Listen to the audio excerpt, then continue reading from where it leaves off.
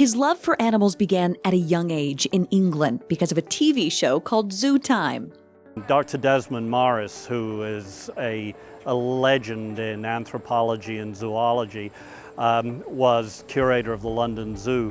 And apparently I told my mother that I wanted to be Desmond Morris when I grew up, and didn't quite make it. Michael Crowther has been the CEO of the Indianapolis Zoo since 2002, and community leaders think he's made it. They say he's a proven creative thinker and leader. Your ability to design incredible, innovative zoo exhibits, from the world-class Simon Scott International Orangutan Center to more recently the magnificent macaws, and then the macaque monkey exhibit that recently opened. It's ultimately led to Indianapolis Zoo becoming the #2 ranked zoo in the country. We developed the notion of being different as a strategy.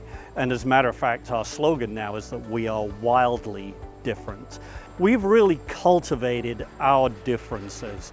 And the result of that is that people in Chicago, people in St. Louis, people in Dayton and Columbus, Ohio, people in Louisville, Kentucky, and Cincinnati, they are traveling to Indianapolis because what we have here is unique.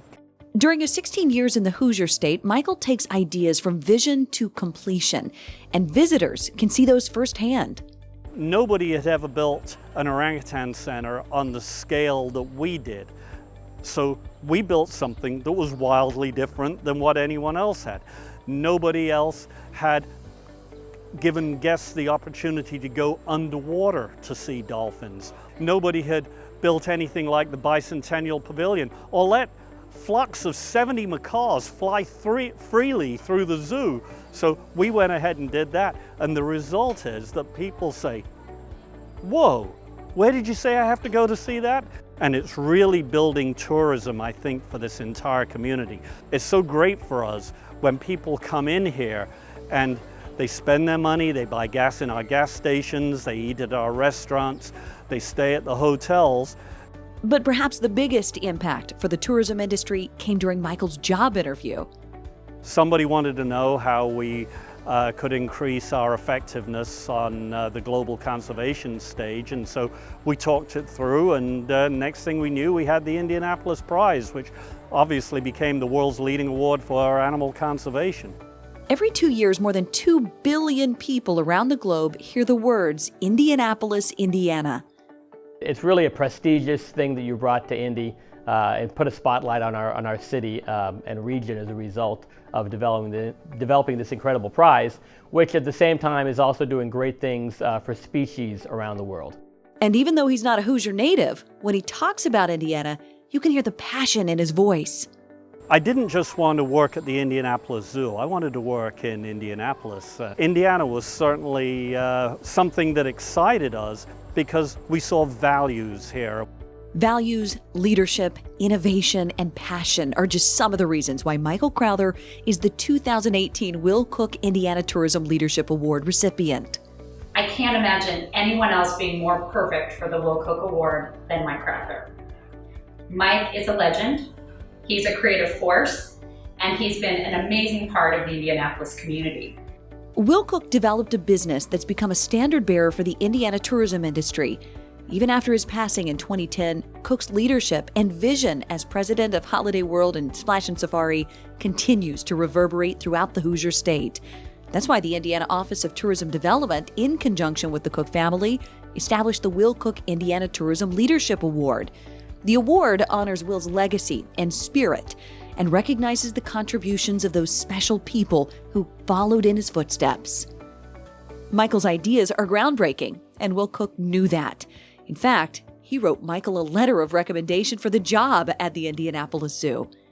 Mike Crowther exemplifies everything the Will Cook Tourism Leadership Award stands for. Eric Snow, now the vice president of Holiday World and Splash and Safari, worked on Michael's team from 2004 to 2007 and says his style is genuine and inspiring. While Mike's accent is a bit different than most of us in Indiana, he's unmistakably Hoosier with a sense of hospitality, optimistic and realistic outlook, and his honest-to-goodness spirit to help others.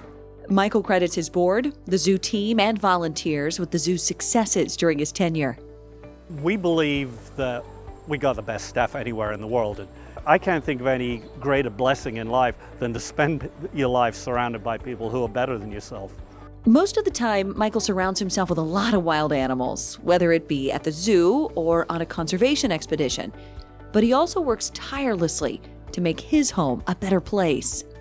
In addition to being a visionary at the Indianapolis Zoo, he is also a generous collaborator and friend to all of us in the cultural community. In fact, we worked hand in hand on a variety of local task forces and local organizing committees for major events. I remember the excitement that Mike was able to bring to the Super Bowl host committee when he initiated the idea of these celebration sites. And throughout the course of the Super Bowl, over 1 million people attended exciting events at these sites. And that wouldn't have been possible without Mike's ideas, vision, and ability to take the ideas and bring them to life. Michael will soon retire from the Indianapolis Zoo, but framework for the future and saving the world will continue. I think that my personal legacy will be that I managed to play a role on this team of the Indianapolis Zoo, which is changing the future, which is building the future for many generations to come. And it seems like that influence is carried on in his personal life. Michael's wife, Eileen, has been a longtime volunteer for animal causes. His daughter, Megan, is a veterinarian, and Aaron is an environmental fellow with the Indiana chapter of the Nature Conservancy. We want our kids to grow up and say, I'm going to grow up and save the world.